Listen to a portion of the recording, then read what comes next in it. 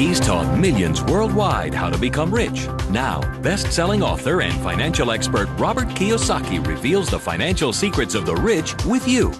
See how Robert's simple formula for personal wealth can transform your life and put you on the path to true financial freedom. 60 Minutes to Getting Rich begins right now.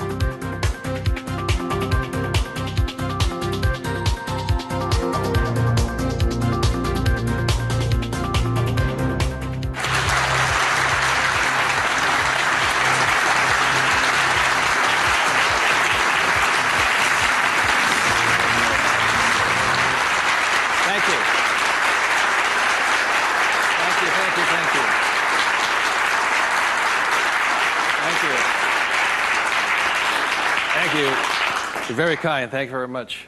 First of all, thank you for coming here this morning, and some of you came some great distances.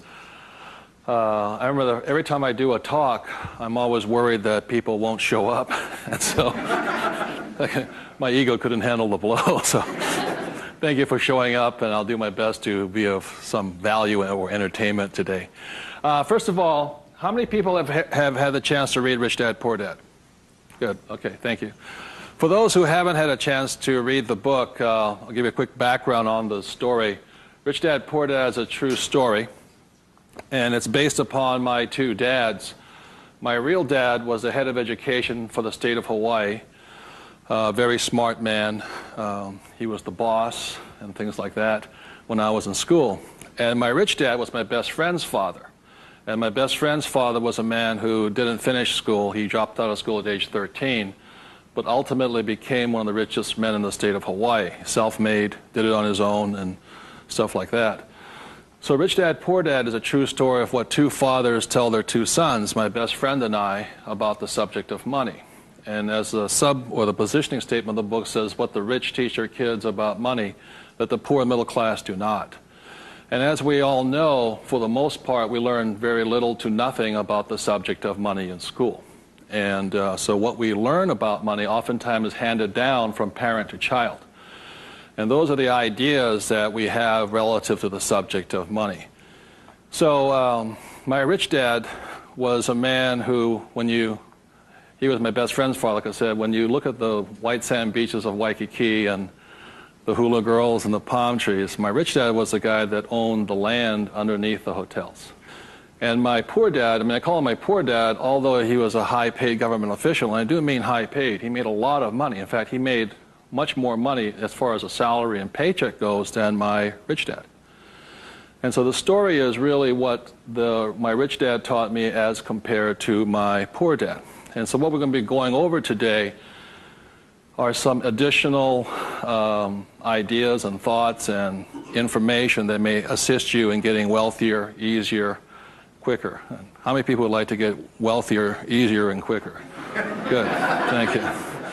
So in contrasting them, most of us have heard, like my poor dad, very middle-class man, smart man, but he had middle-class ideas when it came to money and values. And he always said, son, our house is an asset, and it's our largest investment. And my rich dad would say, here I'm 9 years old, I go, okay, I got it, Dad, I got it, right? And then I would go over to my rich dad's house, and I would say, my dad just said, our house is an asset and our largest investment. And my rich dad would say, well, that's why your old man's not rich, is because your house is not an asset, and if it's your largest investment, you're in really big trouble. And that's when the contrast that started to hit me. And then my poor dad always said, do you think money grows on trees? And his favorite words were, I'd say, Dad, let's buy this. He goes, I can't afford it. And my rich dad said he forbade his son and I from ever saying the words, I can't afford it. He said, the moment you say you can't afford something, it becomes true. So the power of the spoken word or your thought has the ability to become what you think is real in the world. So if you say, I can't afford something, that becomes your real world or reality. And what my rich dad said instead was, instead of saying I can't afford it, simply say, how can I afford it? Or in school, a lot of times, I'd say, hey, Dad, guess what? I'm going to be a millionaire. He goes, you can't do that. And my rich dad said, never say you can't do something. Ask yourself, how can I do it? And he said, and just in the switching of those words, if you say, how can I afford it, your mind opens up to the possibility. And your mind then has to go to work. This is your single most powerful tool you have is the brain. But if you say, I can't afford it, then the thing goes to sleep and it sits there, goes dormant, and doesn't have to do any more work. You're the one who's doing the work then. So those are some of the subtle, differences. My poor dad, the school teacher, the head of education, always said to me, he says, son, go to school, get good grades, get a safe, secure job, high-paying job, and work hard.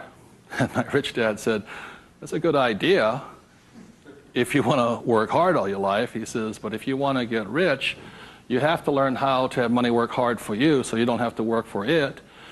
And you also have to learn to buy companies. Don't be the guy applying for the job, be the guy that's handing out the job. But I want to give you something I rarely say to people, is that there was 3 main points that I think made a difference in my life. And point number 1 is that I realized very early on in life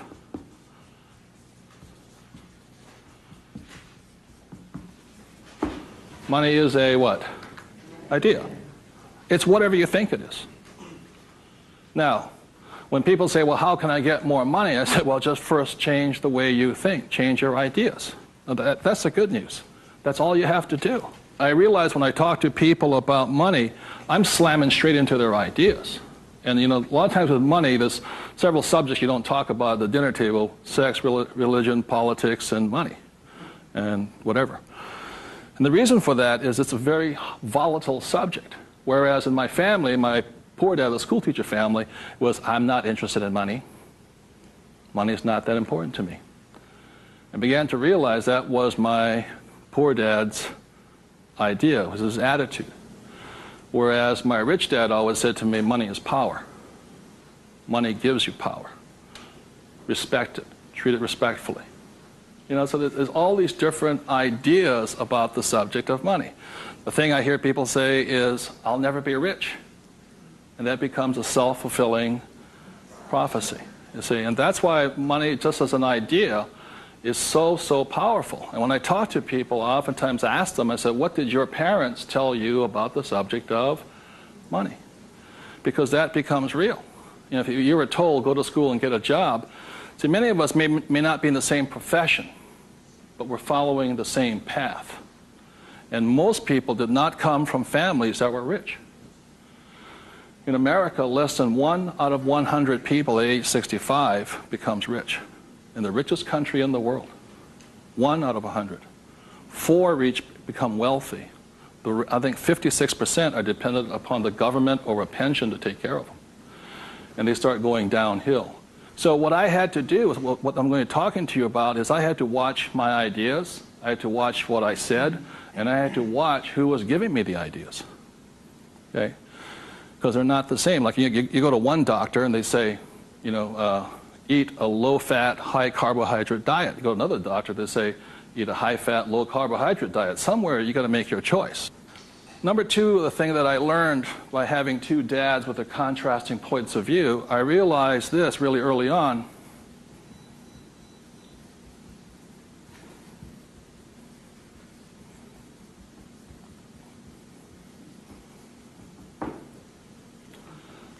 I realized that money doesn't make you what?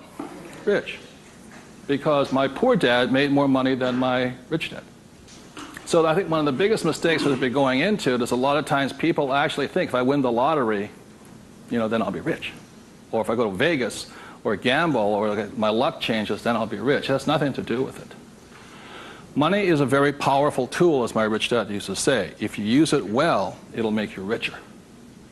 If you abuse it, it'll make you poor. So one of the big things that my poor dad made the mistake of saying, he always thought that if he got a pay raise, that would solve his money problems. And the trouble is, every time he got a pay raise, he got bigger problems.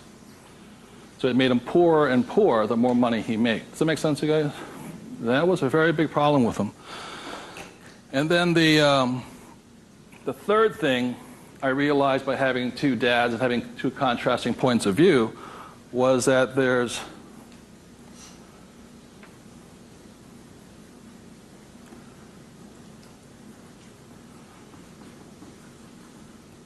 Two kinds of money problems.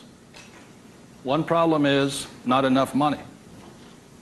The other problem is too much money. And they're both problems. And the thing that I say to people is this, that, like I think most people think they're real special. I'm the only one with money problems. Well, the reality is everybody has money problems. Everybody. Every single person. Every company has money problems. Every country has money problems. Every government has money problems. Everybody has a money problem. What makes you rich or poor or middle class is how you challenge or handle the problem. And what most people do, since, so most of us came from families where the problem was too much or too little. Too little. And that becomes our idea. We think money is scarce, hard to get, work hard for it. Very popular idiom going around today suggesting that the way you get rich is cut up your credit cards. Oh, man. Live below your means. Those are poor people's mentalities. Save, go long term, buy mutual funds. And it's not a rich person's way of thinking. I love my credit cards. They make me happy.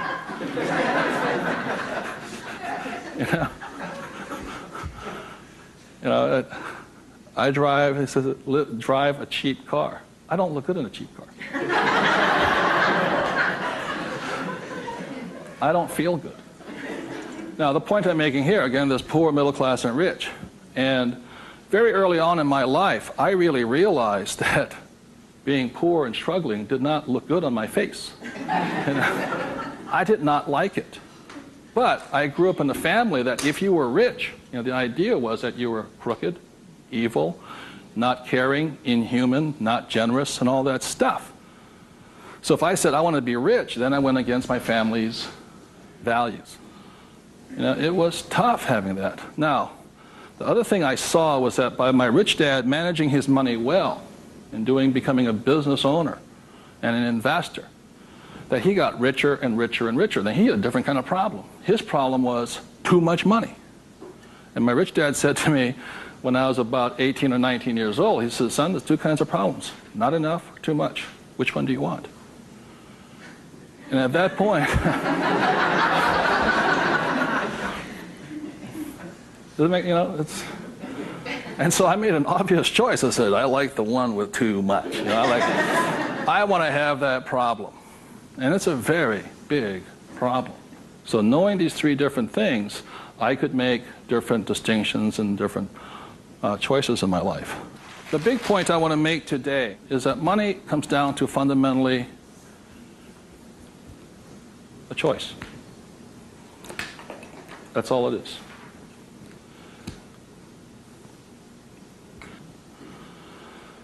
And so, as a young boy having two dads starting at age 9, I had to make a choice of which dad I was going to listen to. And it was a tough decision. Really, really, really hard because I loved both men.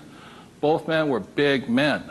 If there was a role model that they filled, they were tall, and they acted like John Wayne or Robert Mitchum, not Pee Wee Herman. They were big, strong, powerful, good, honest, hardworking men. I love them both. But their ideas were almost polarized, completely opposite. And that's why in Rich Dad, Poor Dad, in the book, I write that Robert Frost's poem, I think The Road Less Taken or The Road Less Traveled, I had to make a choice of which one I was going to listen to. Which one was I going to follow down the path? And I made that choice. And it was a hard decision because I had to go against my whole family's culture, beliefs, and they're all school teachers. When I came back from Vietnam, they said, I got my bachelor's degree. I got that Bachelor of Science. They said, now, son, you are going for your master's, aren't you? I said, I kind of doubt it. He said, but you won't get a good job. You get a better pay raise if you have a higher degree. I said, I'm not going to get a job. And it's hard. You sit at the dinner table and there's no conversation, Well, you going to get your doctorates? I said, well, if I'm not going to get my master's, I don't think I'm going to get my doctorates. Yeah, but you get a better pay raise. They came from the government model that it was not what you did, it was what your degree was that you got paid by. And that's their reality. It's not my reality. So I had to make a choice. And the thing I say to people is that in many ways I'm more like my poor dad. You know, when I retired in 1994, sold my company and all this, I was set for life. You know, I realized that I'd been too much like my rich dad, and that I wanted to run the second half of my life more like my poor dad, but I was going to teach people what my rich dad taught me. That was a decision I made. But the thing is, it's a choice. And my propensity, my natural inclination, my genetic makeup, my mental makeup is more to be poor. I have to fight my natural inclination to go for job security, to play it safe, save money, invest for the long term, all that other rot my father believed in. The point I'm making here is this: every morning I get up, I still make the same choice. Every morning I get up, I make the choice. Do I make the choice to be poor, middle class, or rich? And we all have that choice. You know, we have to, as individuals, make that choice. By the end of my talk today, you'll find out how easy it is to become exceedingly wealthy. But it's just a choice. Okay? So my intention is to maybe shake some of your core values. You know, think about the way you think, change the way you think. You may want to make some new choices and things like this. That's my purpose. So what I'd like to ask you to do is you find a partner. I'll give you about 30 seconds, and you can just talk it over. You talk about what your parents taught you, what choices you had, but more importantly, talk about this subject here. It's just an idea. What were some of the ideas you got from your family? The idea that you think you work harder and make more money, will that make you rich? I don't think so. And there's only two kinds of money problems. Which one do you want?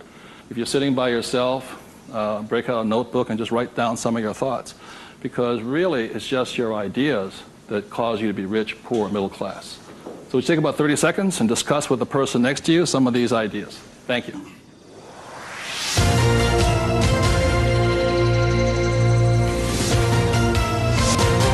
The main point of the book, Rich Dad, Poor Dad, for those who have not read it, so this is book number 1. The main message and the point is the importance of financial literacy. Can you read a financial statement? So, again, comparing my rich dad and my poor dad, the school teacher, was very word literate. I mean, he read a novel a week. He read constantly. And he used to say to me, you know, readers are leaders and leaders are readers. I said, good. And I go see my rich dad, who didn't read that much. He says, but the difference between your father and I is I can read numbers. So so Rich Dad, Poor Dad is very simply about the numbers. And this is an income, expense, assets, and liability. And that's the basis of financial literacy, financial statement. Now, the problem, and so what it is about the difference between assets and liabilities, things like this, and this is really what the book was about. You know, the thing about asset, my father would say our house is an asset, and my rich dad would say it's not, because very simply assets, according to my rich dad, asset will put money in your pocket whether you work or not. And a liability will take money from your pocket whether you work or not. That was very simply it. The important things about a financial statement is that it allows you to see the truth instead of being stymied by other people. My bankers never asked me for my report card yet, you know.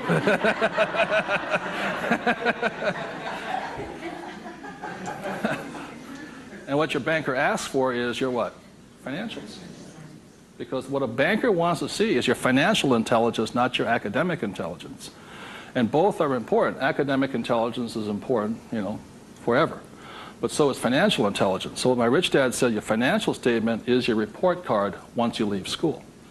And the problem is 99% of the people leave school and they don't have a clue what a financial statement is, much less what a checkbook is.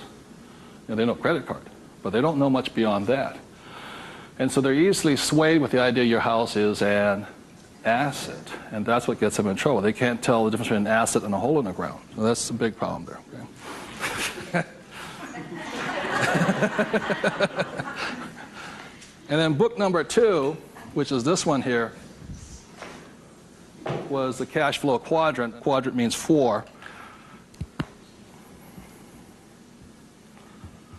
And the quadrant was the 4 people that make up the world of business. E stands for employee, S stands for self-employed, B stands for business owner, and I stands for investor. So my poor dad always said to me, son, go to school and get a job. So he was programming me to come here. But I kept saying, but I want to be rich. And my mother says, yeah, don't listen to your dad, My mother was a nurse. And she says, if you really want to be rich, you should become a doctor. They make a lot of money. So my mother was saying become, specialist, self-employed, or small business owner, independent. You hear people say, if you want to be successful, get a profession. Something you can fall back on. Become a plumber, electrician, attorney, accountant, something you can fall back on. Because these guys are the smart guys. These are the people that become doctors, lawyers, accountants, and they're really the brains of the class. My rich dad said to me, Robert, you make a lousy employee. You can't follow orders. You don't like sitting still. And you're not very smart. I said, right. He says, you'd be very good over here. He says, because these guys aren't that smart. And that's the truth. That's why some of the richest people on earth are over here, because they're not smart. But they know how to surround themselves with smart people. And that's one of the biggest differences. And the other part is the investor. And the investor uses a different mentality, different emotions. The investor wants their money to work for them. And their words are, what's my return on investment? How soon do I get my money back? See, most people have the money in a 401k. That's not an investment plan, it's a savings plan. An investor would not do that because it ties that money up too long. I want my money in and I want my money out. I want to know when it comes back to me. It's called velocity. How soon do I put it in? How soon does it come back? Savers put it in and they leave it there forever. It's a different value system. My rich dad said, you always tell an employee by their words. They use the same words all the time. So an employee will always say, I'm looking for a safe, secure job with benefits. Always. My rich dad also said you can always tell a self-employed person because they'll say such things as, I'm going to charge you 6% commission, like a real estate salesperson, or $100 per hour, or I'm going to charge you for the job by this much. So they go, for these people, time is money. And the business owner, what they say, I'm looking for the smart people, best people, I'm looking for the best system. They don't, because they want to move on and start another business. They want to have multiple corporations. Very big difference.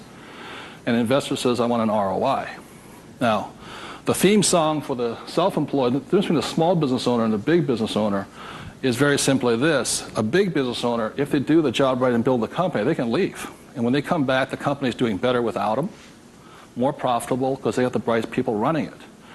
A self-employed or a small business owner, if they leave, the income goes where? Down. Or if they have employees, they just ferret out they just take everything, the thing falls apart. So that's the difference.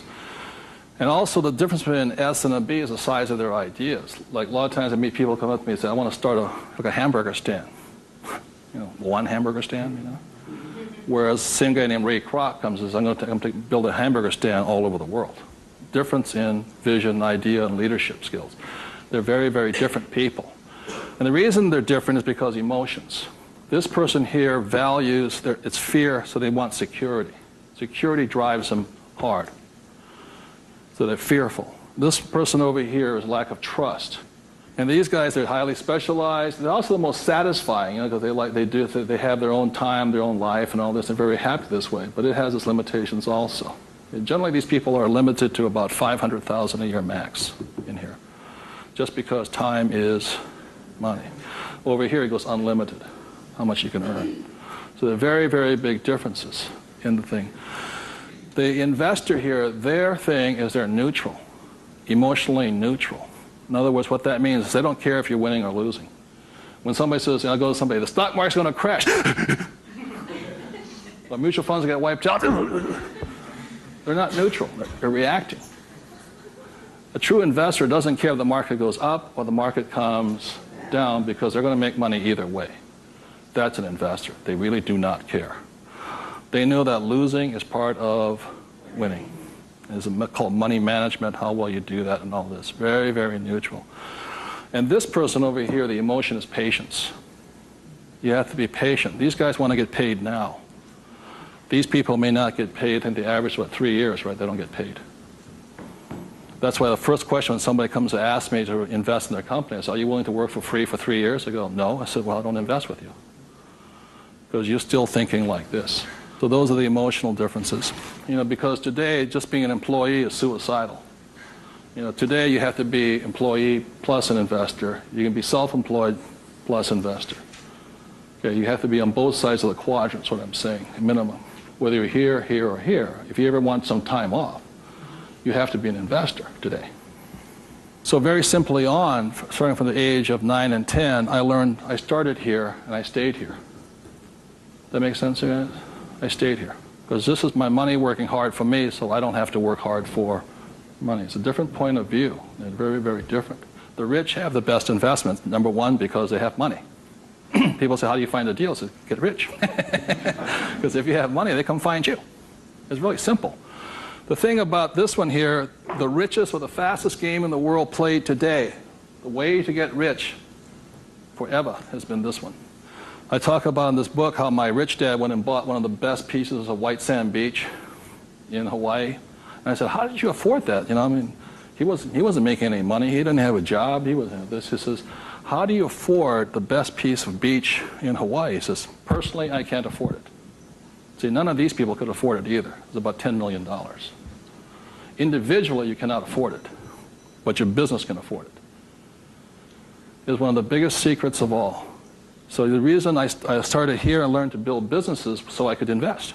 So I can take down bigger and bigger properties by this. Individually, I cannot do that. I don't earn enough money as an individual, but my company can. So the thing about the third book, which is Rich Dad's Guide to Investing, is called the 90-10 Rule of Money. The 90-10 Rule of Money very simply says is this, is that 10% of the people always make 90% of the money, always. That's a very big part of it. And a big part of the investment book is how do you take your idea, build a business around it, and take your business public.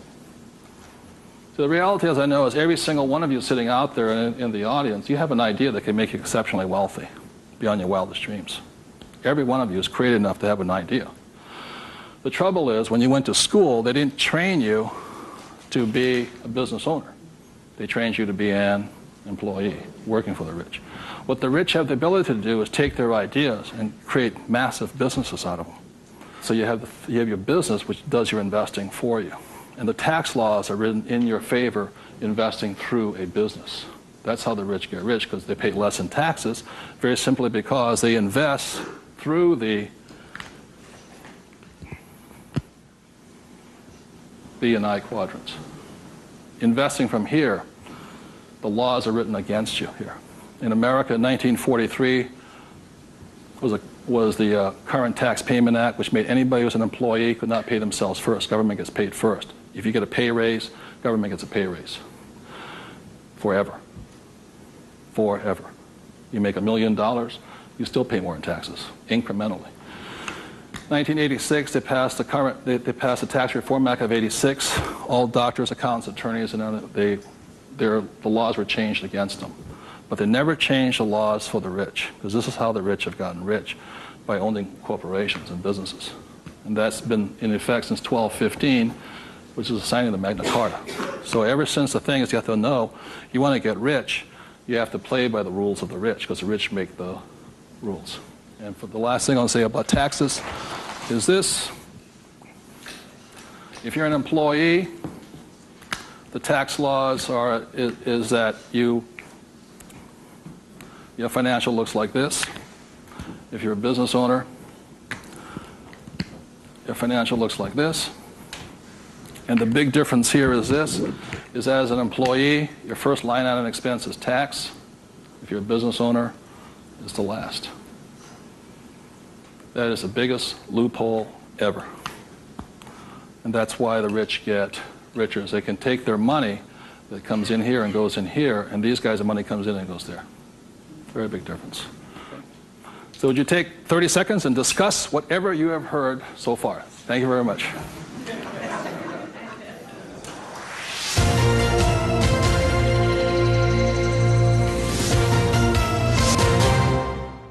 One of the ways I understand that money does not make you rich, when I was in my 20s, late 20s and early 30s, I became a millionaire.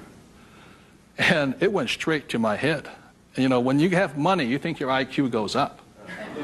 And in reality, your IQ goes down, you know. And it was fast cars and even faster women.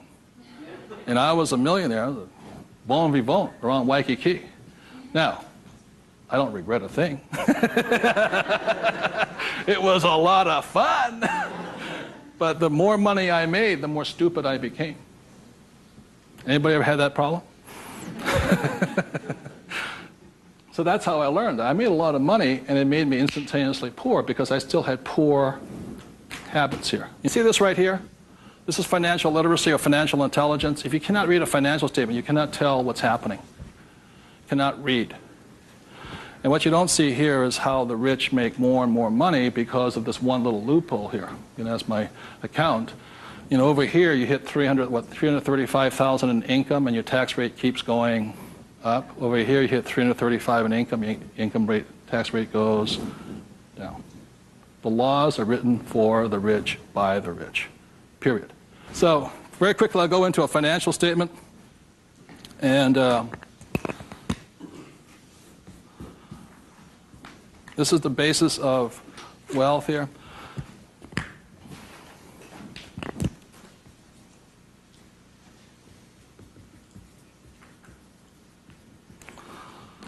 So what happens to most people is they say their house is an asset and all this. My rich dad said, your house is not, whether a house is an asset or not, has nothing to do with this thing here. It has to do with the most single important word in business, and that word is called, what's the word?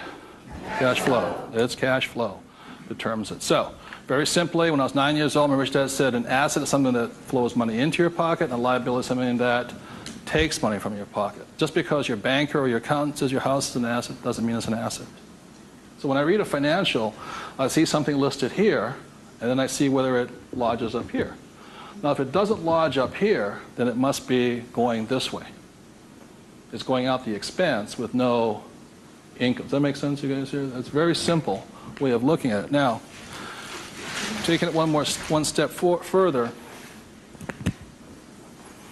this is where the confusion sets in, is very simply because if you buy a house for, let's say, $100,000, and you get an $80,000 mortgage on it, you put $20,000 down, the problem is your house is listed both asset as well as liability, and that's where the confusion starts. It's listed in both sides, and that's the problem. So the thing here is this, and by the way, the word mortgage comes from the French word mortir, which means death. You know, so that means you're engaged until you're dead with the house, and staggering. So let's say you buy this little green house here. Okay. The way you know it's an asset or liability is, let's say I use it as a rental property, and after paying all taxes, you know, taxes, insurance, and expenses, and all this stuff, I make $100 a month. It shows up over here under income of $100 a month. Now, if let's say I have a tenant who trashes the place, doesn't pay me rent, takes me a year to evict the bugger, immediately that house becomes a what? Liability. So the house can be either asset or liability, but it's not because it's an asset or liability listed here. What determines if it's an asset or liability is income and expense. So what makes a person struggle financially is that what they do is they go out and buy a house, and they call it an asset. So you have a house mortgage over here. You buy a car, you call it an asset. You buy yourself a Gucci suit, that's called an asset. You get a gold watch, it's an asset, and all this. But they're really what? Liabilities. And so what happens is, I can tell if a person's rich or poor or middle class very simply by reading the financial. I can look at the financial and see this. If money's coming in and money's going out, this is the cash flow pattern of a poor person. It's not how much money you make. It's how you spend your money. I know a doctor here in Arizona, he makes over $500,000 a year. But he spends $525,000 a year. It comes in and it goes what? Out. He thinks like a poor person. Okay. The average middle class person, because they have a job and the bankers like people with jobs and all this, they get all this stuff. This is their cash flow pattern. They have huge long-term liabilities. They're illiquid. Okay? And this is the cash flow pattern of the great middle class who think they're rich. My rich dad said, it's just because you live in a big house, have a nice car, and wear nice clothes, doesn't mean you're rich. You could be broke, more poor than the poor person. So the difference was, for me, was that I spent my life learning how to acquire assets. So I don't need a job. The object was never to work for money. It was to learn to acquire assets that put money in my pocket, either stocks, bonds, real estate, businesses. So this is the cash flow pattern of the rich. The way to find out how rich you are is this: is let's say you're married, husband and wife. If the two of you stop working, what happens? See, if my wife and I stop, income still keeps coming, because it's not dependent upon us working. The average person, all their assets, they realize if they stop working, are really liabilities. As my rich dad said, assets feed you if you stop working, liabilities eat you. And the reason they can't stop working is because the liabilities eat them. So the definition of wealth is how long can you survive without working? And it's measured in days or years in time. So when I retired in '94, my wealth was infinite. In other words, I always had more than enough money coming in that was greater than my expenses. And that's a way of thinking. Would you please take 30 seconds to discuss that thing on cash flow? It's cash flow that determines if you're rich or poor, okay? Thank you.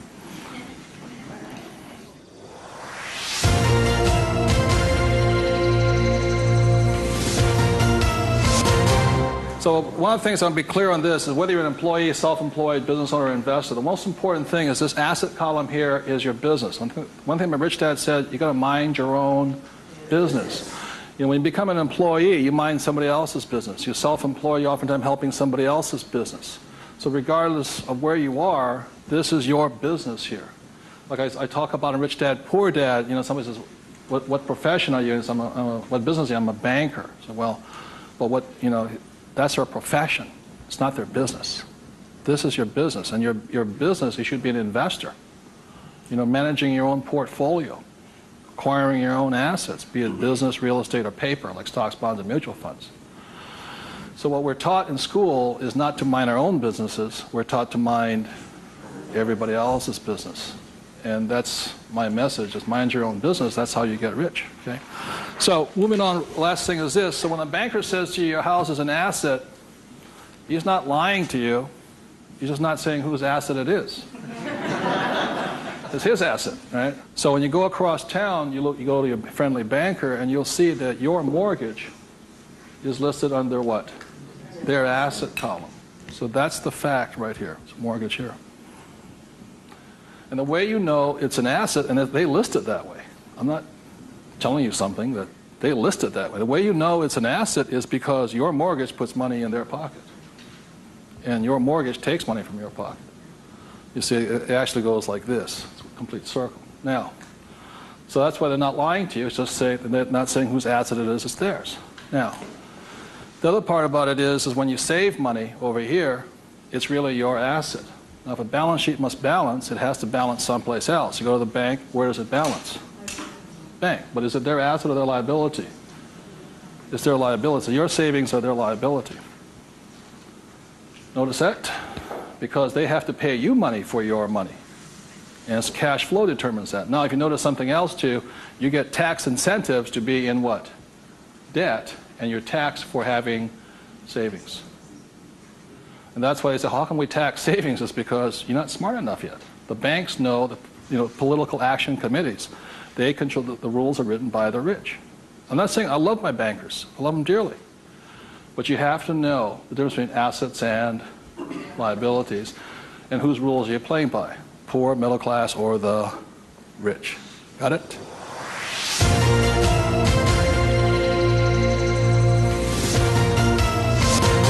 I'm going to talk about a subject that's getting nearer and dearer to many of my peers' hearts lately.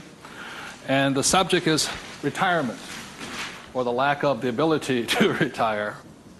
So I said the way I retired early has to do with the issue of this.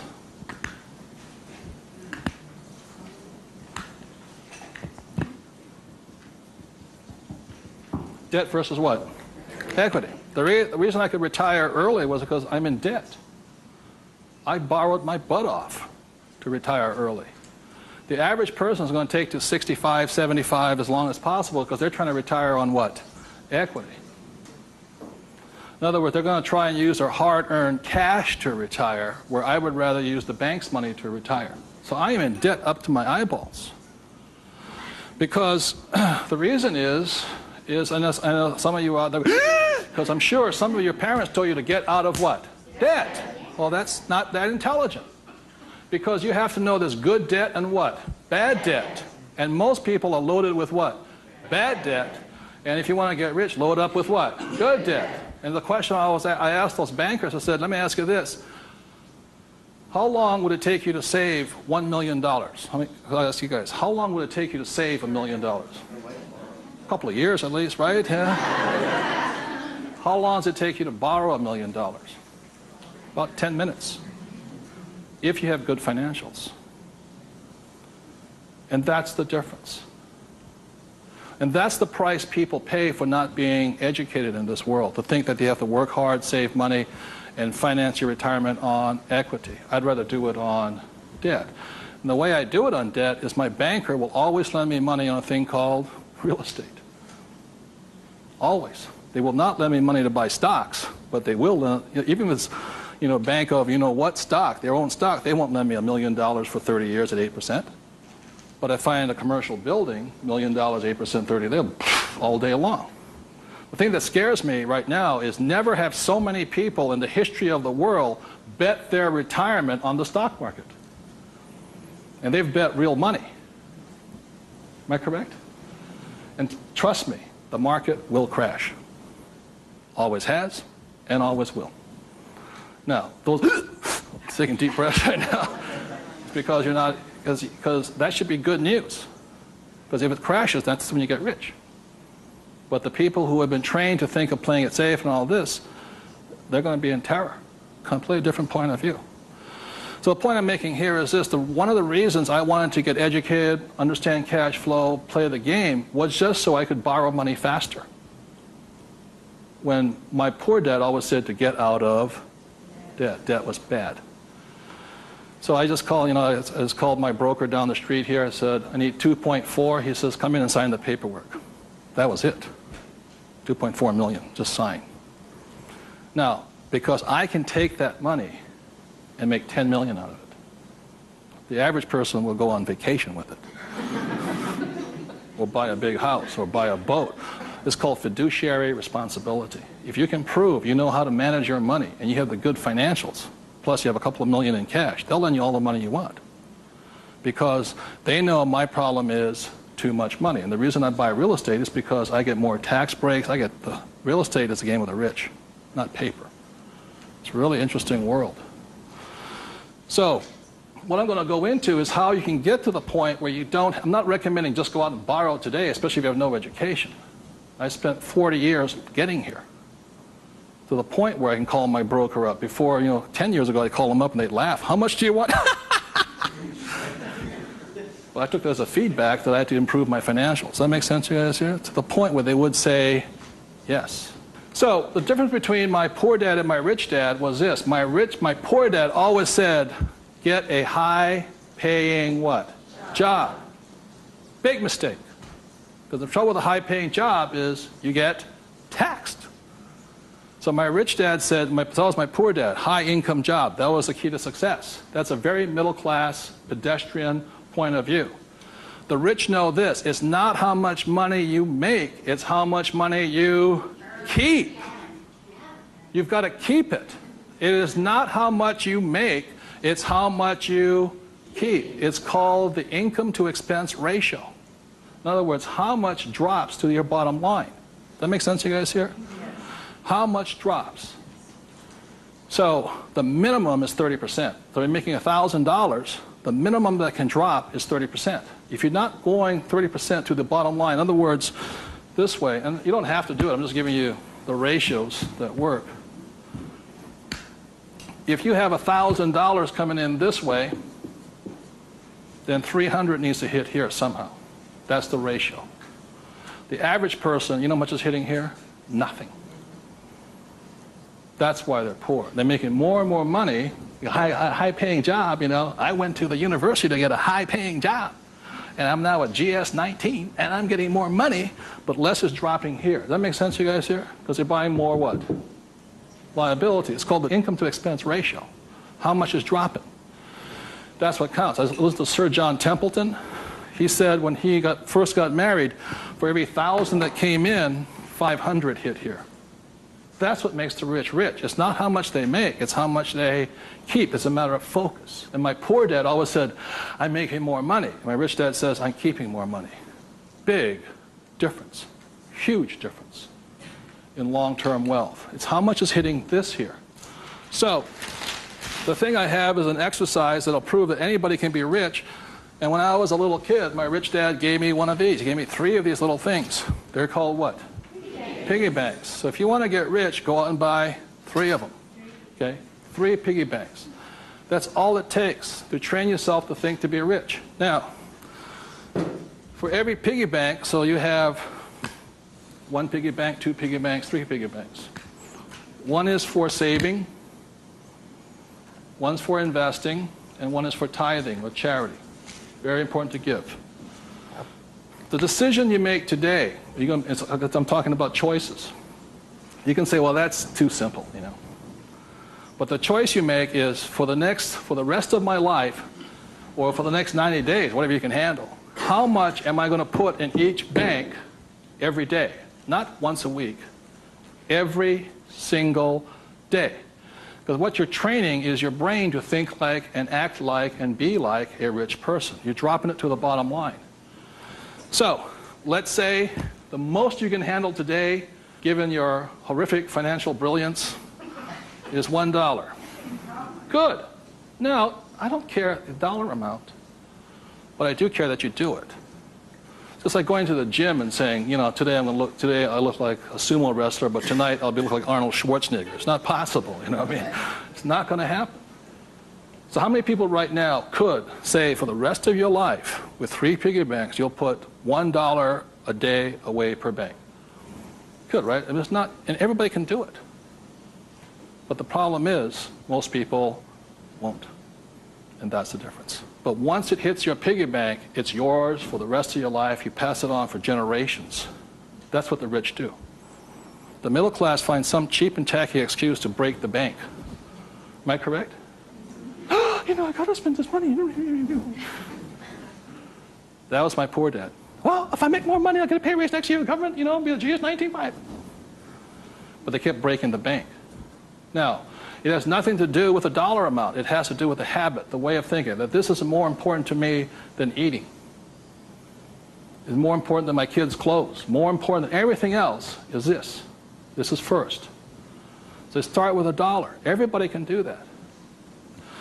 All it is 0 to go to 10.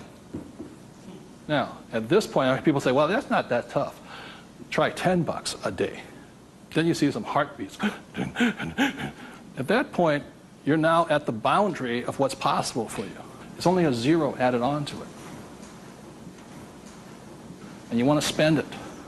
Now, if this becomes easy at $10, then just up it to, and you'll find your heart rate going up. So when people say, well, this is a simple exercise, I'm beyond it, then try going to, it is not the dollar amount. I mean, it's not the things, it's the habit. And you know you're a stud.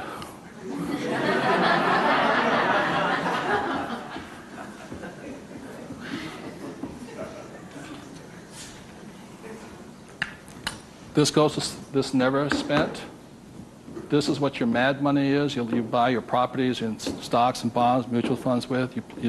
You can afford to lose this if necessary, but you never lose this one. And you tithe your church or charity of your choice. Now, I give to the charity that I would like to support, but I don't have the time to support. So you put your money where your body would be. Does that make sense to you guys here? My rich dad gave it to his church. My poor dad gave nothing. He says, when I have the money, then I'll give it. That's why he was poor. The next point here is that my rich dad always believed in job security. My poor dad, job security. And my rich dad believed in financial security. So the way you get financial security is, again, via these three things. This is the basis of it. Savings, investing, tithing. So the way you get financial security is start with this, and then I start investing with this. Does that make sense? My investing account, this is when I had my fun. I play with that money. So the deal here is this, whether you're buying a business, real estate, or paper, the ratio is this. You can ask my wife the question. For every, somebody says, well, I don't have any money. How do I get some money? I said, start with that, the 3 piggy banks. Or how do you find a nothing down deal? The reason they want a nothing down deal is because they got nothing to put down, right? And that's the most risky thing you should do. You can only take a nothing down deal when you have a lot of money to put down, because it's too risky. I can take a nothing down deal because I got the money to cover it in case it goes bad on me. But the point here is this, how I got my experience, how I can find a deal is this. You can ask my wife this. For every one property I buy, how many properties or businesses or stocks do I analyze? 100. That's the ratio. Before I buy one piece of property, I will analyze a minimum of 100 properties. If I don't buy one property in that 100, I start all over again. It's 100 to 1 is the ratio. That's how I find a deal. Not only that, is when I had no money, what was I doing? Still analyzing a deal. It's 100 to 1 before you can find one deal. And people come, I went with a ride with a realtor and we found one property and we bought it. I said, how many did you look at? Just that one. That's an idiot, not an investor. They have no clue. The way you want to find out the market trends, the ups and downs, the ins and outs, is you got to analyze 100 deals. Out of that 100 deals, you put in offers on 10. Because 90 are bad. But in the practice of analyzing the deal, you get smarter. I learn more. I learn something from each deal I look at. Of the 10 I invest in, or I put offers in, I might get 3 accepted. Now, this comes from my friend Dolph DeRoos, who's a real estate genius. He says, if this number is like 6, what does that mean? You're offering too much money. That means you're not being tight enough. You've got to screw it down a little bit more. It gets down to nobody accepting you're too tight. So you want to keep it in this ratio. Of that, you'll buy one property. When people say, how did I get my education? I got my education evaluating deals. I estimate to this day right now, I've looked at over 50,000 deals. That's how I got smart. Instead of going to work, I look at deals. If I'm buying a business, the ratio is the same. 100, 10, 3, 1. If I'm buying a stock in a company, I've got 100 companies, same ratio. Everybody can do that. Does it cost them any money? No, not at all. It's free. When I go on vacation with my wife, Kim, she knows where I'm going to wind up. It's a real estate office or a brokerage office because it's a habit. So this is what gave me financial security, and what my poor dad focused on was what? Job security. He had no assets when he lost his job. Okay? 30 seconds, please discuss that ratio. 50,000 properties I've looked at now.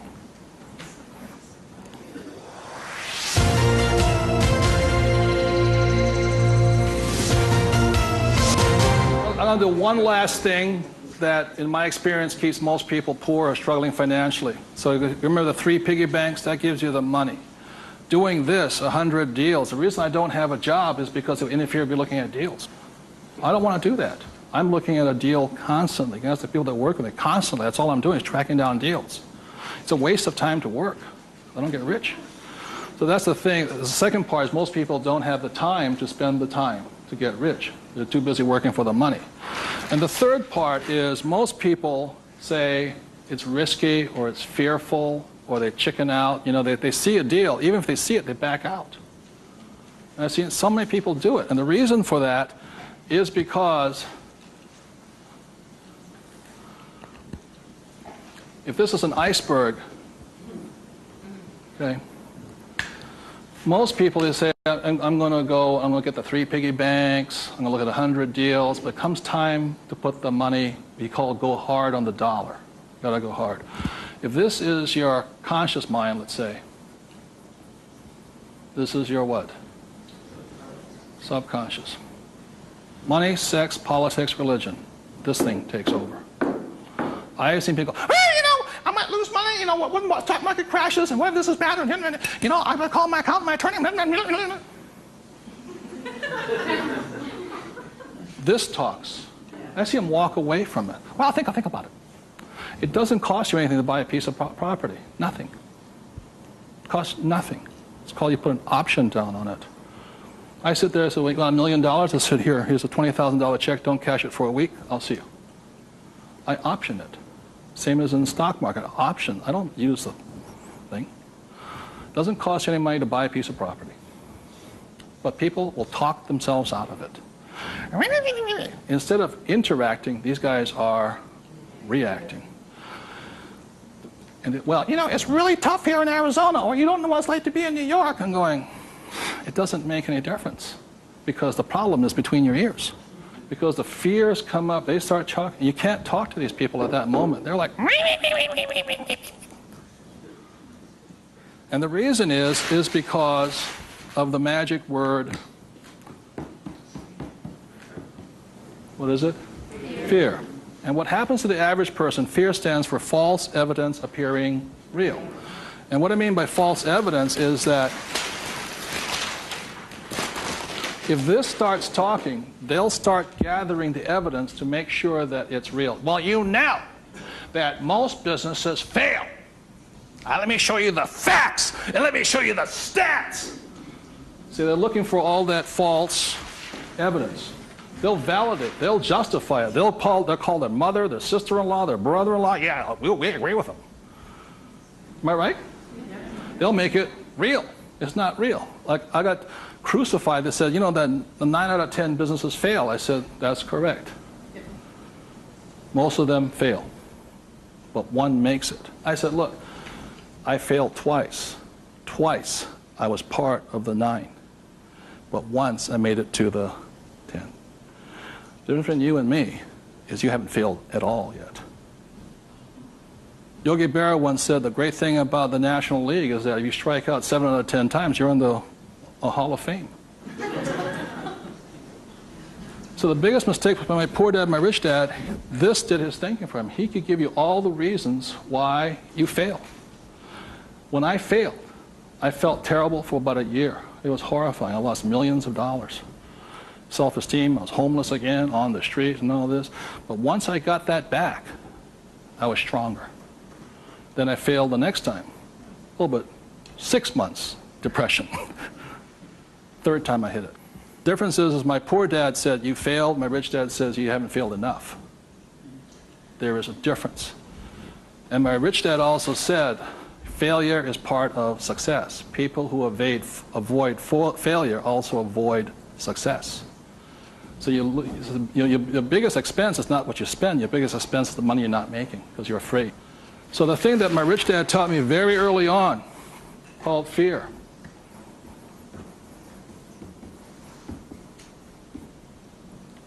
Fail early and fail responsibly. Look, if you know you're going to fail, do it now. Don't wait. Because each time you make a mistake, you get smarter if you do it responsibly. So the thing that I do is when I fail, I go, like I said to my investors a couple of 4 years ago, I said, I need to raise $3 million. The chances are we're going to fail. And if you can't handle the $50,000 shot, don't put your money in here. There's a good chance I'm going to fail on this one. So people left the room, and I got more money because I was forthright with them. I said, if I lose it, I'll tell you I lost it, and I'll tell you the next deal. But failure is part of the process. So the thing that I say to people is fail early, correct, but fail small. The first deal my wife and I did when we got back into real estate was a $45,000 deal, $6,000 down. If we failed, we would have got smarter than somebody who didn't fail at all. But we didn't. So we pushed the boundary, going bigger and bigger, hoping to fail.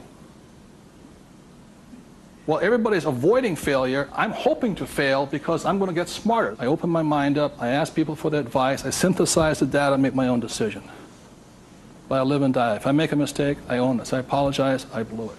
I made a mistake. This is what I learned. Continue on. So I want to thank you all for being here. The thing I want to leave you most with is that every morning, you know, as a 9-year-old boy, I thought, who was going to listen to? It was a choice, rich dad or poor dad. Every morning I get up and I still make that choice. Who am I going to listen to? And I hope you make your choices for yourself. Thank you very much.